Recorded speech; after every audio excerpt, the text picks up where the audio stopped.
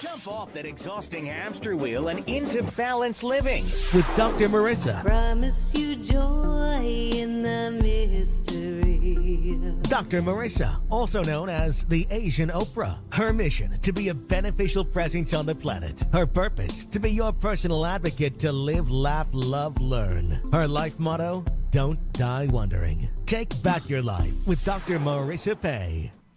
And I love that applause. Welcome to Take My Advice, I'm Not Using It. Get happy with Dr. Marissa. This is my 7th year on this show, splattering more hope and happiness on you, broadcasting 384 consecutive weeks.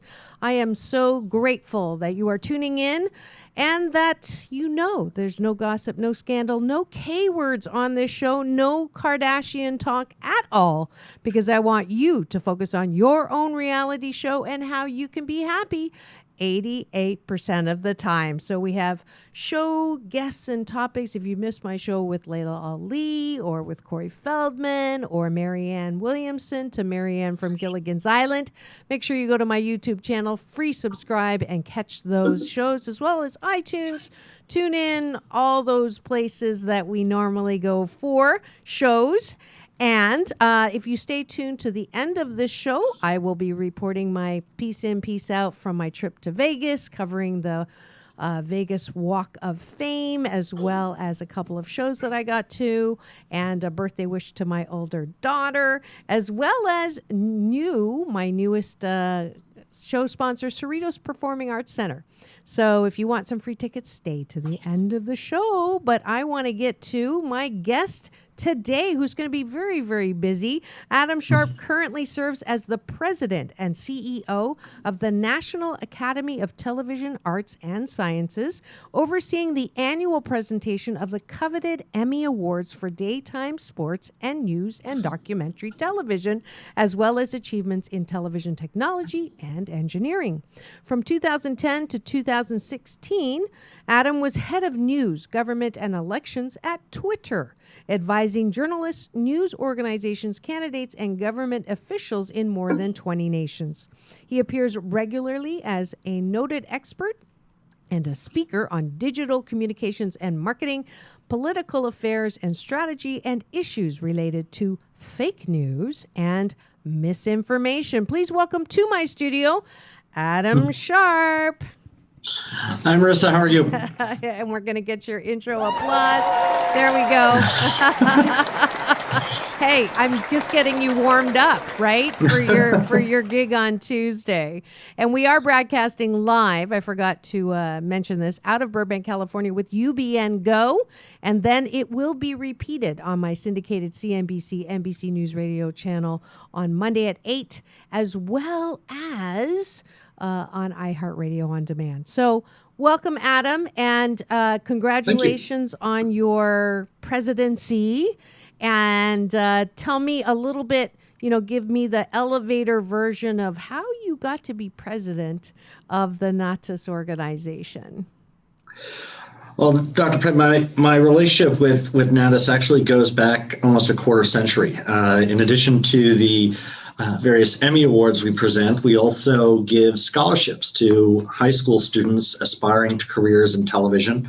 I won the scholarship in the scholarship's second year back in 1996, and that started a long and fruitful relationship with the Academy that has gone through my entire career to date, from NBC to Capitol Hill to C-SPAN, Twitter, and through that involvement, I was on the radar, so they came knocking when the seat opened up. Yeah, and the seat was a little bit of a controversial seat, if I put the moose on the table, which is my Canadian version of talking about the elephant in the room. So you're the closest to it. I don't have to read about it. I can get it straight from you. What were the circumstances? There was a little bit of boycotting, I understand, from Young and the Restless and from General Hospital, a couple of the big soaps that I grew up with, without giving away my age, that got you to the door. So explain that one. It sounds like you really like challenges. For sure. Well, last year at the 2018 Daytime Emmys ceremony, after the ceremony had aired, Emmy Awards had been presented. It was discovered that one of the winners and a couple of the nominees weren't actually eligible in the categories for which they had been nominated.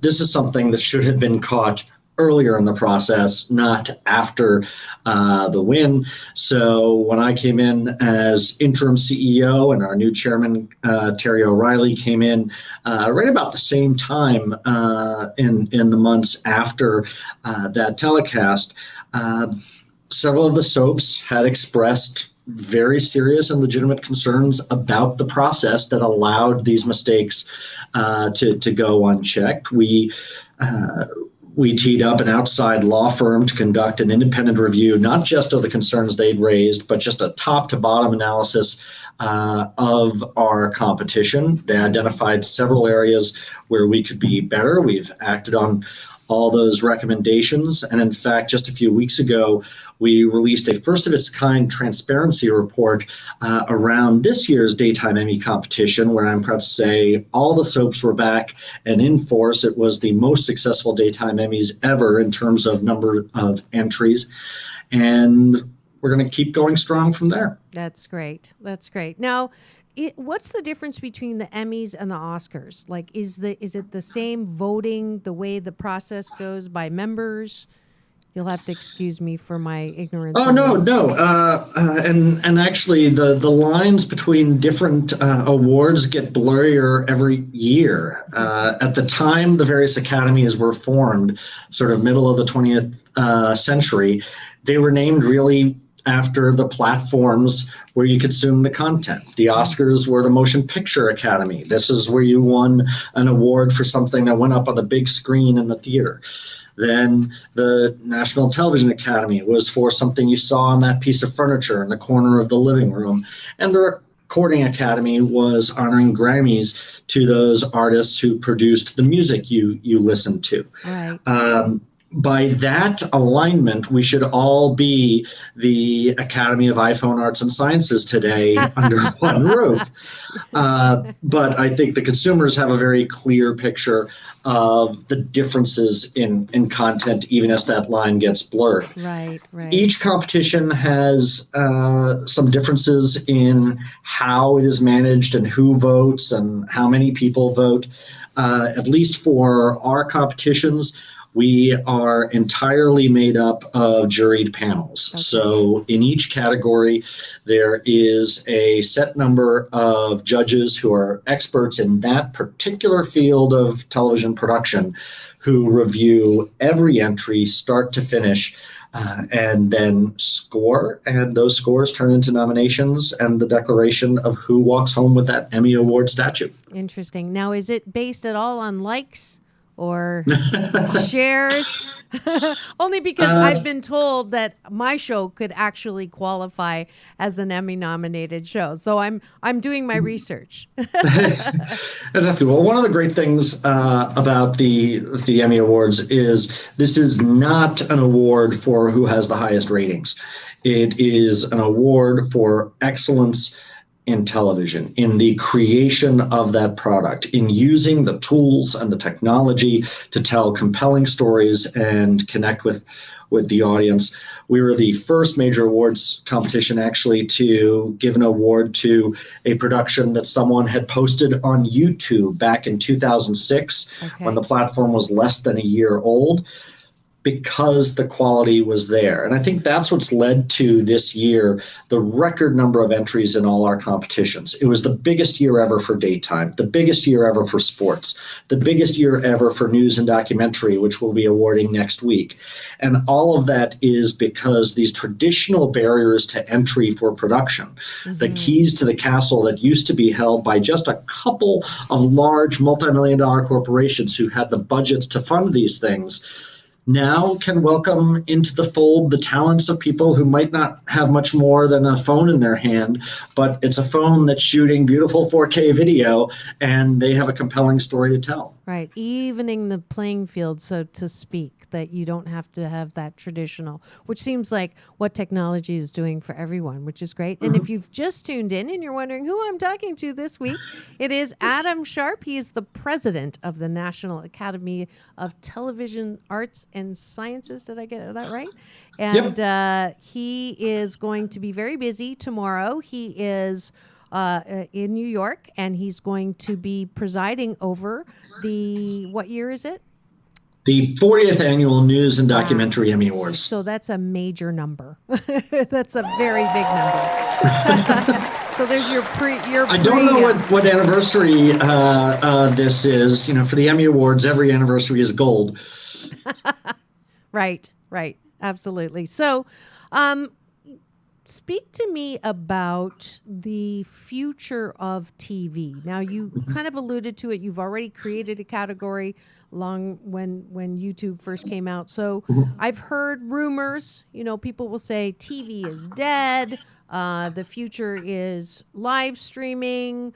That was predicted. The whole movie industry has changed. Amazon and Apple into the foray, major networks, minor networks, cable. What is your sense of what's going to happen? And I'm actually asking this question as an insider again, because for me, people have said the next step for me is my own show, major network show. But I'm like, I don't know necessarily if that's where the audience will be. Yeah, well, I think part of the transition is getting away from this notion that the device defines the content.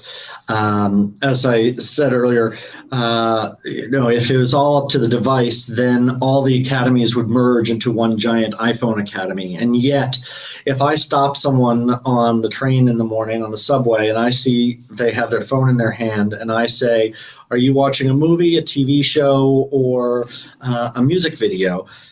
They're going to tell me what they're watching.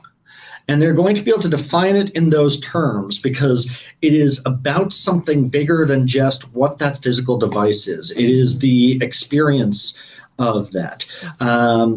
So while some of those lines may be getting muddier, and while there are certainly some talented creators out there that are blending the forms a bit, the reality is there are a couple of pegs in every format that give us a clue. Television tends to be more episodic. It tends to be more intimate because it's the programming we invite into our homes. It is what we have on during breakfast or dinner. What tells us, is it safe to go outside today? Is there going to be traffic? Is there going to be a storm hitting? For most Americans, the first face they see in the morning and the last face they see at night, other than their spouse, is their local news anchor. And so I think the definition of television is changing, but the medium is as strong as ever. And you see that with all the new entrants into the fray, more program choices than ever before. So whereas it used to be a natural limitation that the number of networks times 24 hours a day minus the hours you were out of the house gives you how much programming is available. Now it's essentially infinite and changing how we consume it at home, on the bus, at work, binging, rather than waiting week to week. Right. That is a huge difference. I mean, the whole, Netflix binging is a new term that everybody understands that nobody would have understood 15 years ago, 10 years ago, even that whole ability not to have to sit through commercials, which is changing the way that networks make money. And I'd say the closest thing you had to it in years past was the daytime soap operas, the broadcast dramas, because at least those, you wouldn't watch them in one sitting, but they aired every day and was a continuous serialized story that you followed through from day to day to day to day.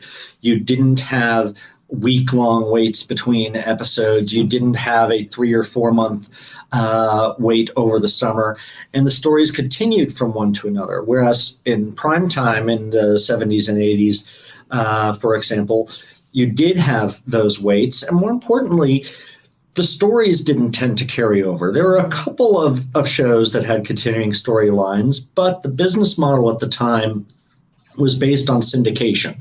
You needed to generate 100 or 200 episodes that could be aired in any order at any time of day. And so the first scene, you see the murder victim, and by the end, you have a verdict. The cops and DA pat each other on the back, and you start from scratch next week.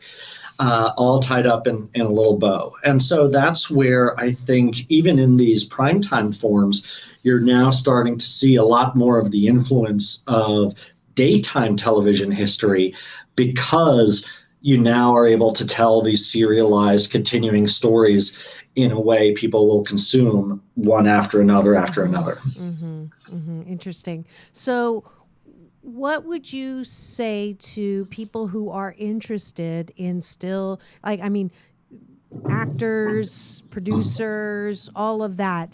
Is there a prediction or a focus or sort of a consulting tip for them?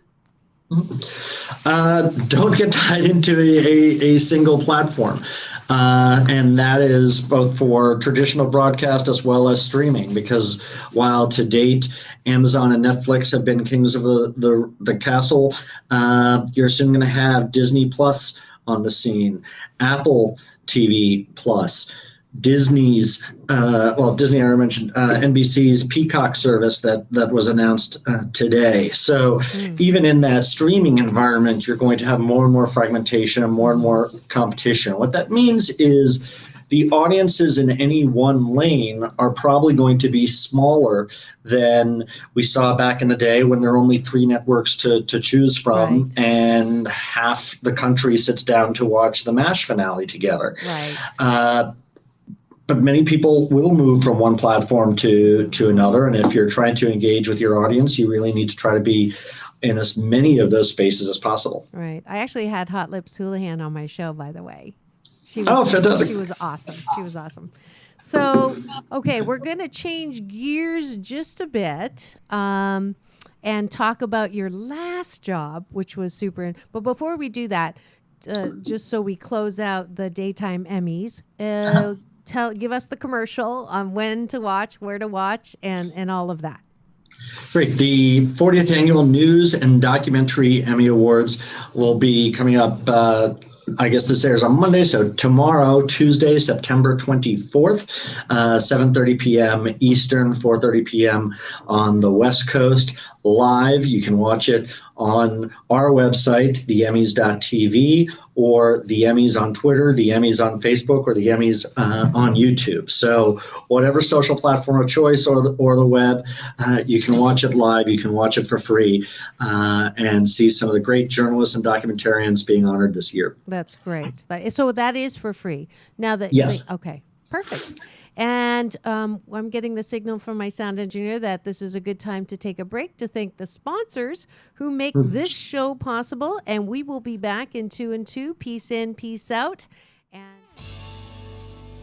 love jazz? Then join Dr. Marissa at the 33rd Annual Catalina Jazz Tracks Extravaganza.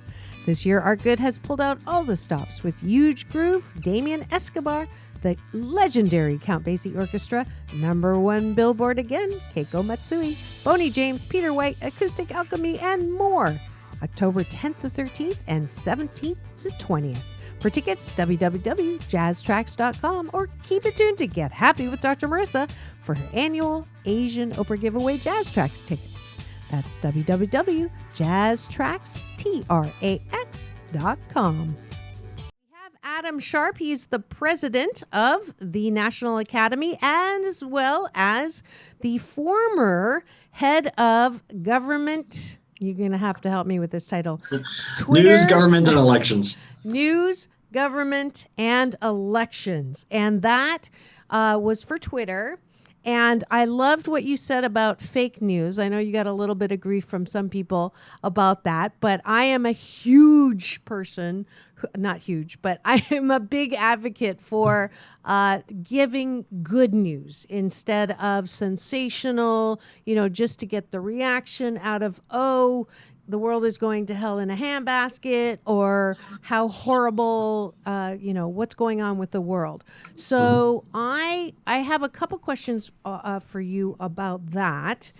So the first one is, would you say, and this is something this is a BS, it's a belief system that it may be my own, but I tell people to not necessarily start their day, as you were saying, with the anchor, only because there seems to be the same three themes in morning news, which is 1, something to do with natural disaster, 2, something to do with corruption in some government somewhere, and 3, the worst things that people do to each other, whether it's a crime of passion, or a crime of, the worst things people can do, extort, or, murder, or any of those things, the worst things we can do.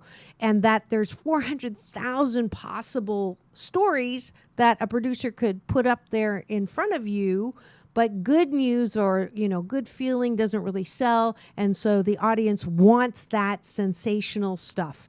Is that true, or is the world going to hell in a handbasket, and that's the only news there is? I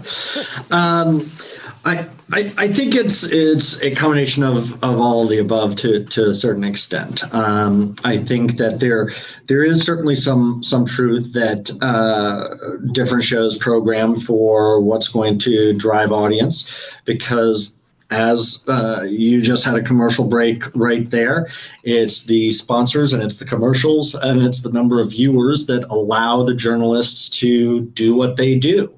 And if people aren't watching, and if those commercials aren't connecting with an audience, the money isn't coming in, none of the stories get told, good or bad. And certainly when we are in these summer months of the hurricane season, you also have a lot more of a direct impact of a lot of these stories, particularly the natural disaster ones and the epidemic of shootings and so on. I also think, though, that there is a little bit of a follow the pack mentality a bit. My father, many years ago, in the early 70s, had a radio report on the ABC radio network. And it was the Good News Report. And it was entirely on this spirit of just reporting good news and happy news. But even if you got to 88%, there's still bad news in the world, and you can't be absolutist one way or the other. I think through platforms like Twitter, like Facebook, the algorithms will sometimes steer you one way or the other.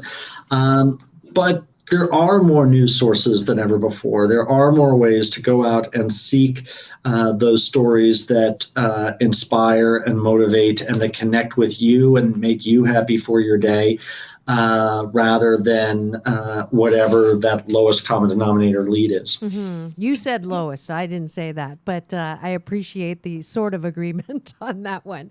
So I also understand that you're being given credit and blame, because it was your goal as the head of government news at Twitter to have the president use Twitter as a platform to speak to the American people. And I said that, or I made that statement to a few of my friends, and they're like, why are you having him on the show? Because he's to blame for the 43rd, just using Twitter in probably not the best way possible. So speak to that and defend yourself if you can. Well, I think, the goal was always to use the power of technology to bring our elected officials closer to the people and to be more accountable to the voters. I joined the company in 2010. President Obama was in the White House. So the first president we started to see tweeting was President Obama. And then we worked closely with both the Trump campaign and the Clinton campaign in hopes of making sure that the 45th president would be active on the platform. When you look through the history of our country,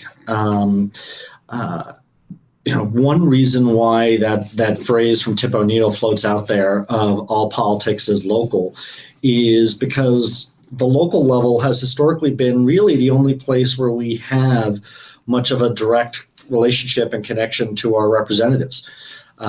In colonial times, we would vote for president without even necessarily having seen what the president really looks like. This was before photographs, before radio, TV, and transportation made it too difficult to campaign around. Certainly the Industrial Revolution, railroads made it a bit easier.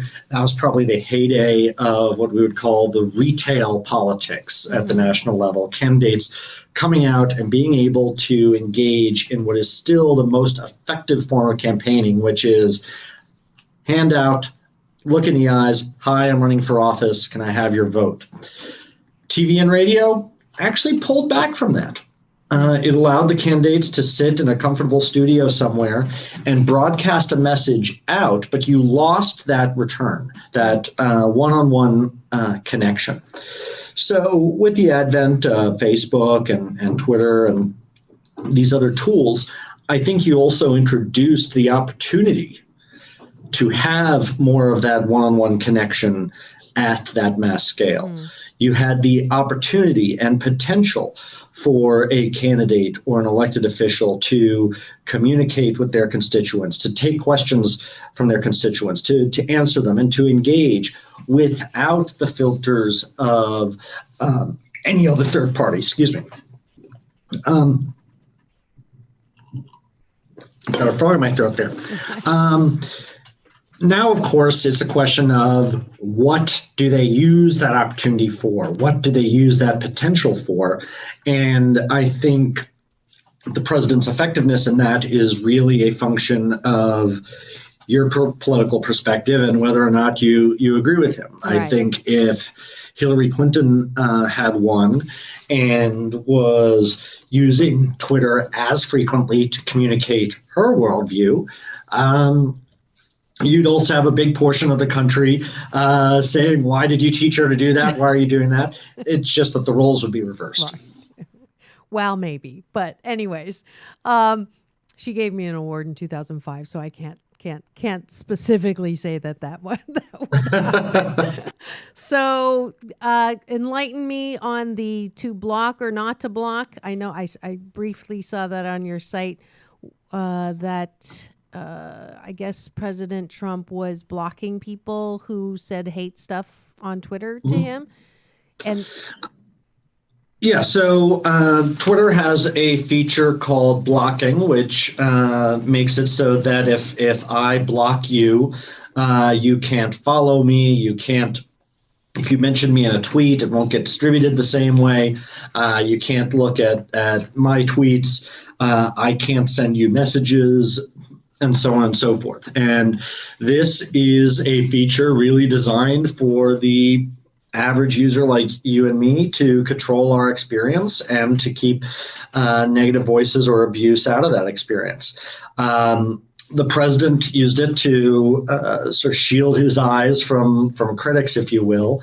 And a federal court found that was actually a violation of the Constitution, because when the president does it, it's not you or me, but rather it is the president closing the door to the American people and standing in the way of them airing their grievances with the government, which is the most fundamental precept of what the First Amendment was drafted to protect.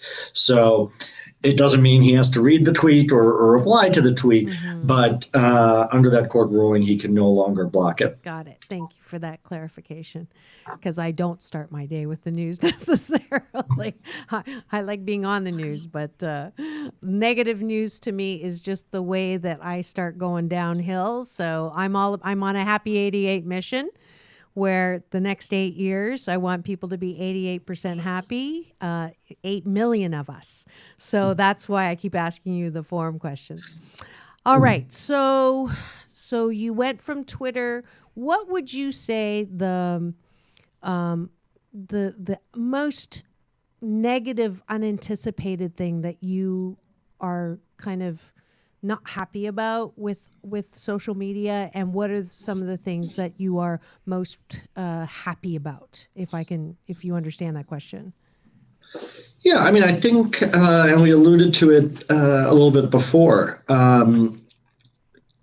you build things and you try to make things happen based on their potential. And once it's been built, it sometimes winds up being in the hands of other people if that vision is brought to the fore, whether that potential is realized. And I think everyone at the company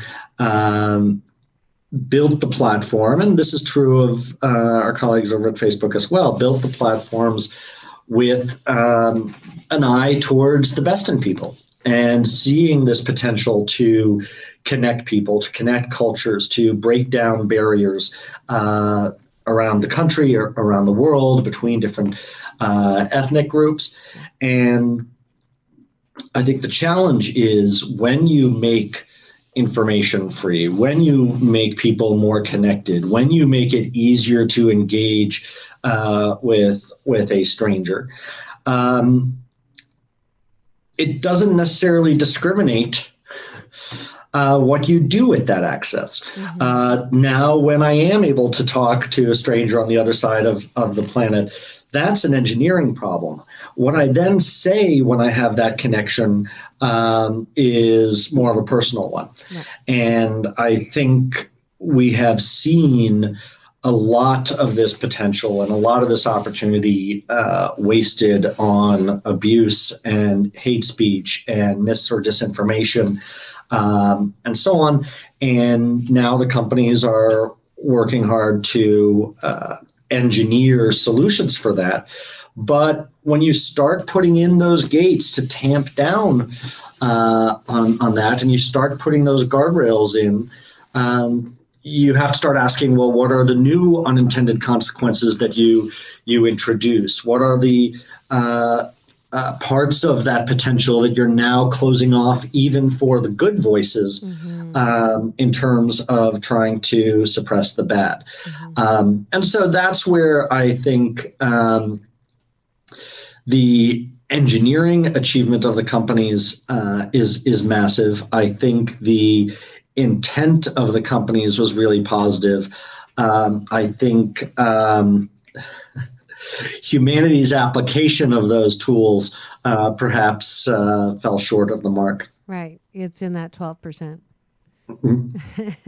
So would you say that that we are still not, it sounds like, human nature or the human kindness aspect, that we're not necessarily practicing human kindness in that. It's not the technology's fault. It's really, again, like you were saying before about the shows, it's not about the forum or the avenue or the platform. It's about the content.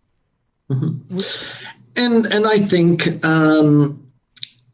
these platforms give voice to the voiceless. These platforms give reach and distribution to those people and those viewpoints who might not have had that mainstream reach before. And that's for good speech and bad. And so there is no one out there who went through life without a racist bone in their body. And then the moment someone said, oh, there's an app for that, became a racist overnight and started sharing it. But a lot of these marginalized viewpoints that had previously been in the shadows and previously not been able to get mainstream notice now can. And that applies just as much to those viewpoints that were perhaps marginalized for a good reason. Right. As those that weren't. And so you cannot separate the dynamics in technology and society that enabled racism and white supremacy to be on the rise again from the dynamics and technologies that enabled the growth of the Black Lives Matter movement or the Me Too movement. Because the giving voice to the voiceless, that empowerment of marginalized people and ideas is indiscriminate and therefore presented the same potential for Black Lives Matter and the Me Too movement as it did for neo-Nazis and others at the other end of the spectrum. Isn't that dangerous, though? Isn't there some... I understand the whole block and, where do you stop the blocking? But, isn't there some kind of filter that, hate to kill versus humankind love, the intent equals impact, the best possible factor for humans? Isn't there some way to not have it equally accessible? Yes, and that's what the companies are all working right now to try to create filters around.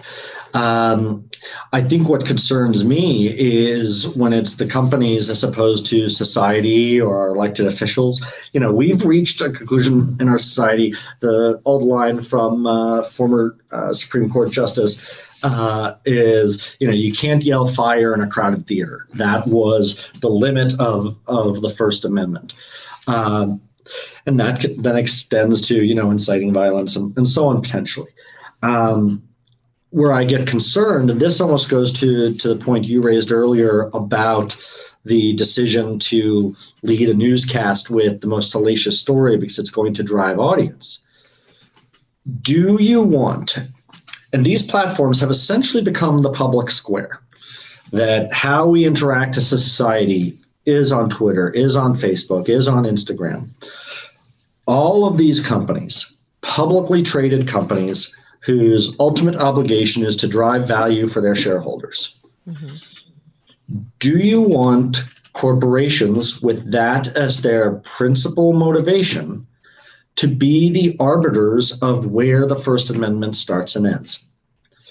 And that's where I think, yes, there should be limitations. Yes, there should be societal norms. I just question whether or not those solutions should be coming from the companies or whether there should be more of a societal community conversation about it. Although as a society, we haven't done a very good job of that as well. So it's like, but someone has to do it. Otherwise, we are really victims of whoever's making those filter decisions or not. And that's the case with every new piece of technology that comes along the way. We as a society can be very inventive. We create new technologies. They serve usually the good they're intended for. People abuse it. Society finds a norm and then tries to steer toward that. And that's certainly been true of the internet, of television, of radio, of books, but also cars, guns, liquor.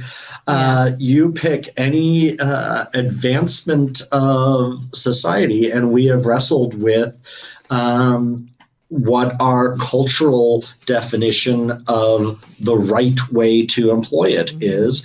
And I think that's something we continue to wrestle with. Yeah, absolutely. So what's your life motto? Just I'm looking at the clock now, and we could talk about this for a lot longer. I'm getting started here, but I know that we're running out of time. I got to let you go work. But what would you say? You've been successful. You've gotten where I'm guessing where you would like to be for now, and had a successful track record in what you've been doing. What would you advise as a for anyone who's listening who would like to be successful in the tracks that you've been in? What is the key to success? Have a clear understanding and agreement with yourself about what your passions are and what fulfills you personally, professionally. And that can't be tied to a specific job or career choice. It's more tied to, well, why do you want that job or career choice? What does that do for you? Because I always point out, so the Twitter was the longest I'd been at one company. So the principal job of my career, the one in which I was there the longest, was a job at a company in an industry, none of which existed the day I graduated college. And so, some industries move more quickly, some move less quickly, but the reality is your vision of what is going to satisfy that passion, that desire today, may be fulfilled by something that you don't even expect yet. And you need to open yourself up to considering that. For many years, we've hammered in this notion of the career ladder, that you position the ladder on the side of the wall and you go one rung up over the course of your career. I've pointed out to many groups before, and even have an item on my website about this. It's more like Donkey Kong. You go up a short ladder, you go over here, you go up a short ladder, you go over here, you fall down, you come back, you go up, and somewhere along the way, an ape is going to throw something big at you and try to knock you down. But you have to have a vision of where you're trying to get to, even if there's some zigzagging along the way. That's a great analogy. Thank you for that, Adam. So my final question of all of my guests is, what are you most grateful for? Who or what, or you can have two if you really want, but I ask that of all of my guests. I'm sure I'm not the first to say family, but my wife, beautiful daughter, my mother,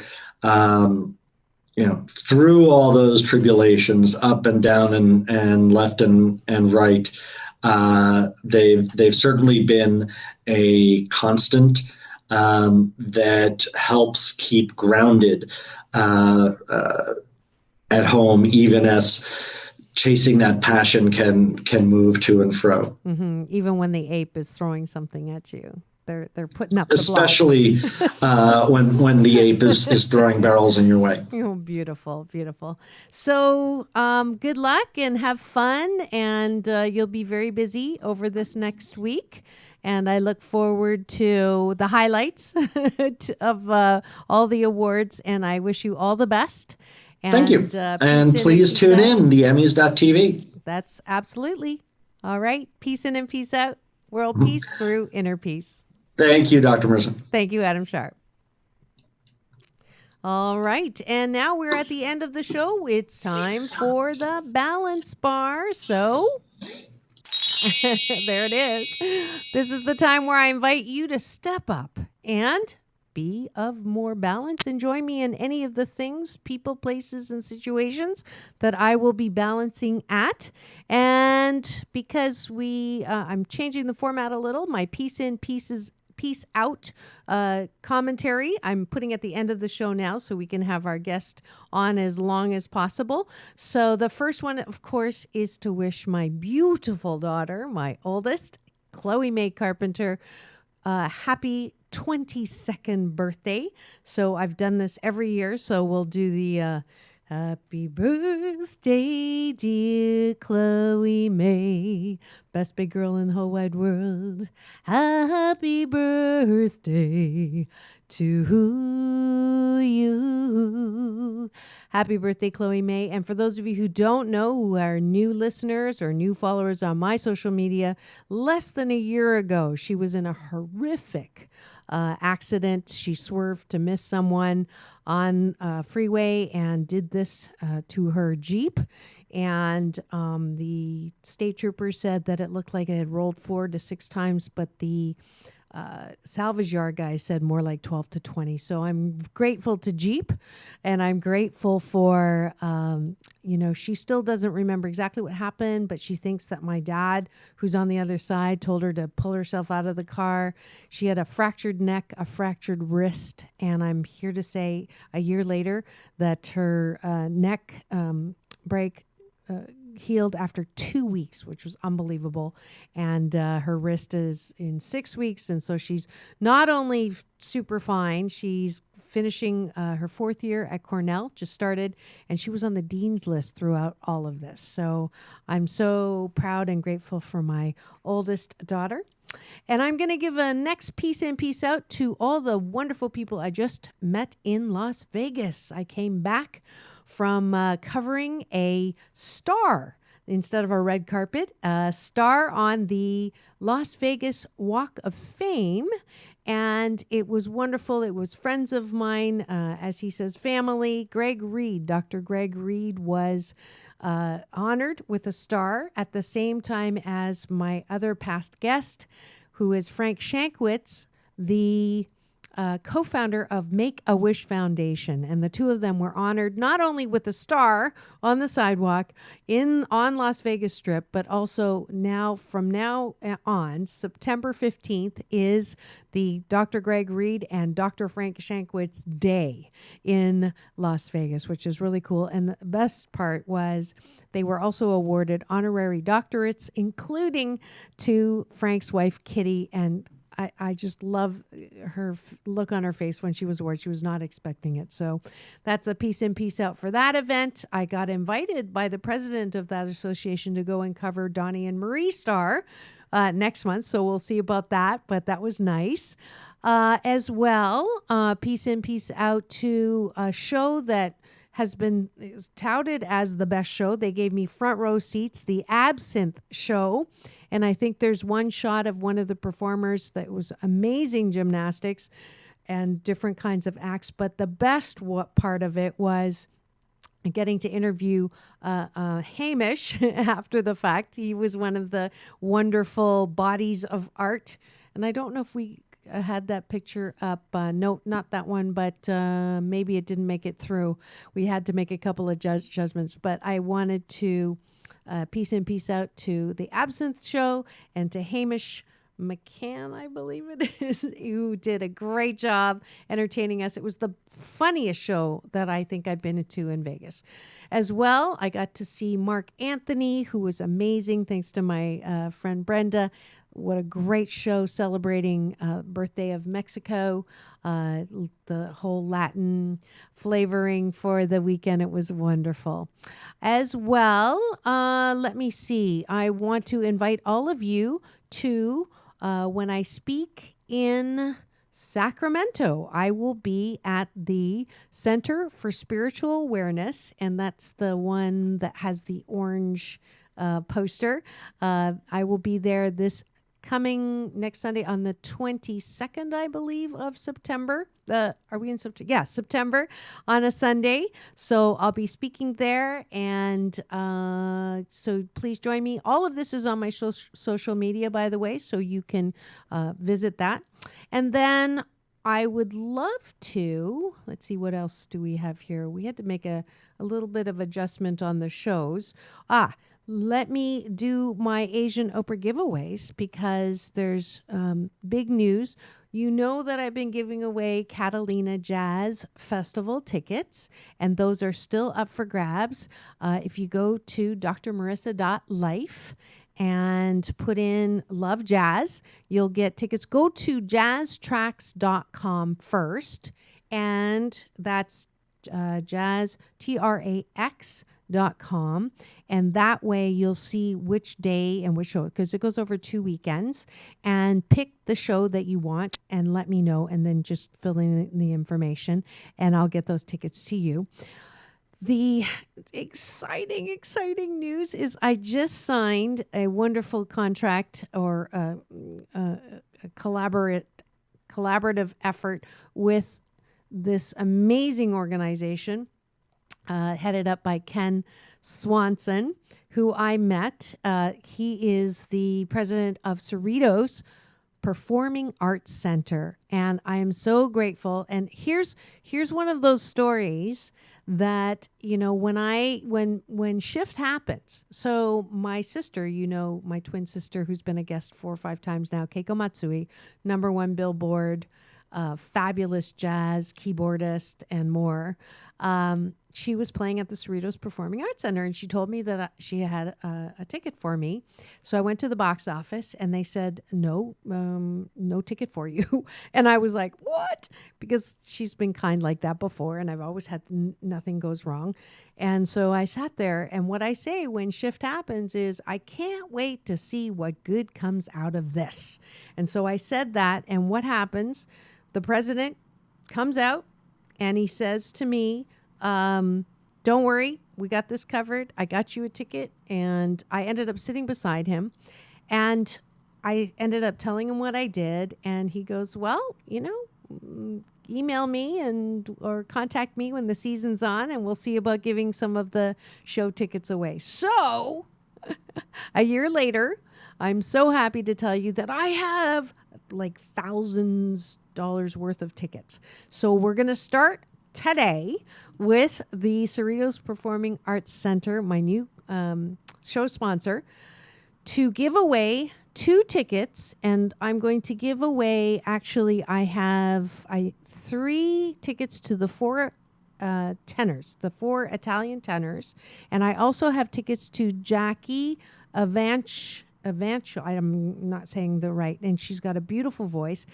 Also tickets, I have 1 pair of tickets left to the Louis Anderson, Rita Rudner comedy. So I have 1 of those left, and I have Harlem 100 tickets. I've got more of those, as well as tickets to the Bizu, which is the Latin, I think it's flamenco dancing and guitar and all of that. So you're hearing it first here. I want you to go to drmarissa.life and just tell me go to Orange County Performing Arts Center first. Look at the November tickets and look on my social media for, if you didn't write that down, on the shows I have tickets for, and then order them up.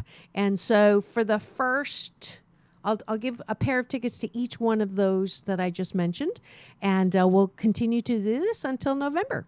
Okay, so that's the wonderful thing. See, it pays to listen to Dr. Marissa and the Asian Oprah giveaways. So what have I forgotten? My other show sponsor. If you'd like to be a show sponsor, you can do anything from, you heard Cypress Car Spa is actually an old sponsor and is back in promoting some wash and detail. And if you use Dr. Marissa's name, you get, I think, $5 off of a wash, of a gold wash, and then 20% off of a detail package.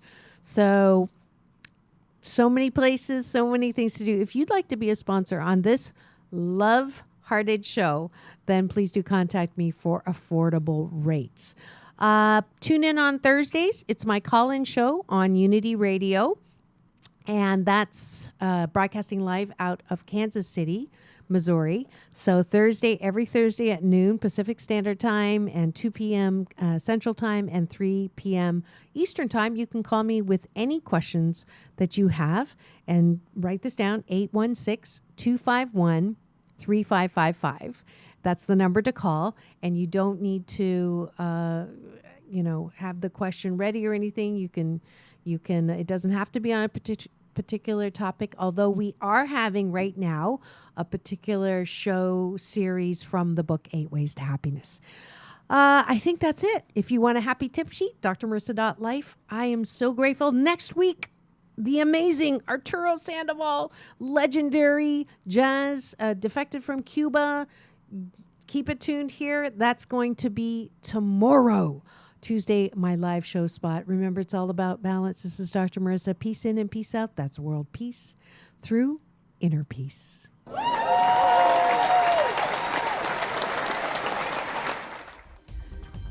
The Cerritos Performing Arts Center is a place to be entertained and inspired by human nature showing off. If you want to laugh with Louis Anderson and Rita Redner, soar with the voice of Jackie Avancho or the Four Italian Tenors, or groove with the Harlem 100, then go to www.cerritoscenter.com for tickets to these amazing artists and more for the 2019-20 season. And you can get free tickets when you listen to Dr. Marissa's Asian Oprah giveaways on her show, thanks to her newest show sponsor, the Cerritos Performing Arts Center.